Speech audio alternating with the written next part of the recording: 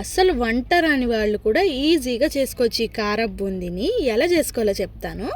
ఒక 3 కప్పులు శనగపిండికి అరకప్పు బియ్యపిండి వేసుకోవాలి. అందులో 1 స్పూన్ సాల్ట్, 1 టీ స్పూను వంట సోడా వేసుకొని వీటన్నిటిని కొంచెం కొంచెంగా నీళ్లు కలుపుకుంటూ అట్టు పిండికి ఇంకొంచెం పల్చని కన్సిస్టెన్సీలో కలుపుకోండి.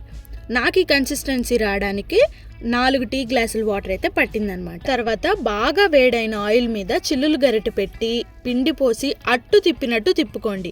ఈ ప్రాసెస్ అంతా హై ఫ్లేమ్లోనే చేసుకోవాలి, గుర్తుపెట్టుకోండి. ఒకవేళ మీరు మంట తగ్గించి పిండి వేసుకుంటే మాత్రం పిండి ఒకదానికొకటి అంటుకుపోయి బజ్జీలాగా అయిపోతుంది. సో ప్రతి వాయికి కూడా ఆయిల్ అనేది హాట్గా ఉండేలాగా చూసుకోండి.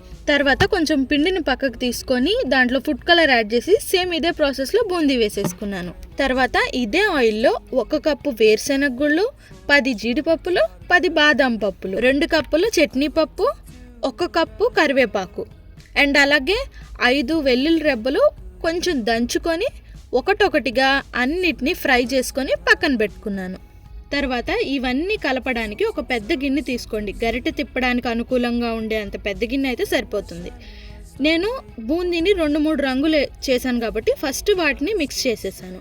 ఆ తర్వాత నేను వేయించుకున్న పప్పులు ఉన్నాయి కదా, అవి కూడా యాడ్ చేసి మళ్ళీ ఒకసారి మిక్స్ చేసేసాను. తర్వాత 1 స్పూన్ కారము, 1 స్పూన్ సాల్ట్ స్ప్రింకిల్ చేసేసుకొని మళ్ళీ ఈ బూందీని పైకి కిందకి బాగా మిక్స్ చేసేసుకున్నాను. ఇంకా లాస్ట్లో వేయించుకున్న కరివేపాకు కూడా యాడ్ చేసేసుకొని పైకి కిందకి చిన్నగా మిక్స్ చేసేసుకున్నాను.